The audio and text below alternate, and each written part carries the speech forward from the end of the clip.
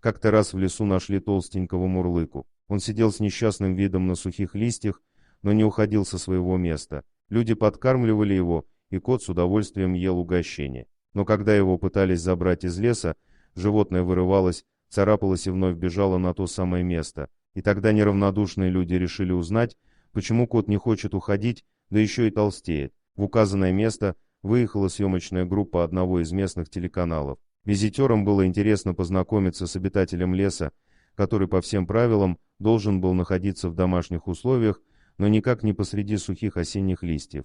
Найдя котишку, они удивились тому, насколько ласковым оказался белоснежный с серыми вкраплениями питомец. Он с удовольствием подставлял мордочку для ласк, блаженно закрывал глаза, когда его гладили, и даже шел на зов, доверчиво приближаясь к человеку. Но в руки малыш не хотел идти ни в какую. Он царапался, рвался прочь и возвращался на то место, откуда его забирали. Временно оставив попытки взять питомца, визитеры решили его как следует рассмотреть. Приглядевшись внимательнее, они заметили у него огромный живот. Неужели это кошка, и она была беременна?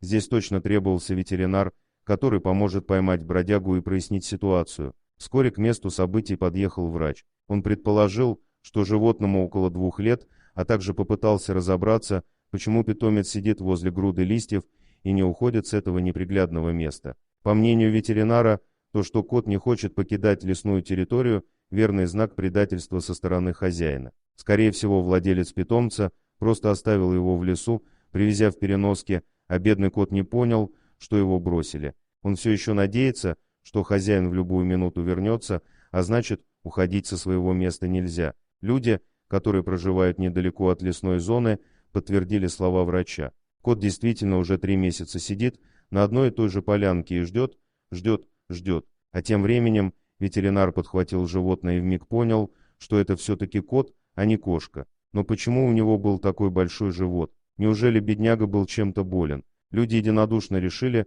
что нужно забрать питомца из лесной чащи. Было ясно, что хозяин давно им не интересуется, поэтому находиться в лесу не было никакого смысла. Кроме того, наступали холода, и кота могли ждать суровые зимние испытания. После короткого обсуждения визитеры решили, что пора действовать.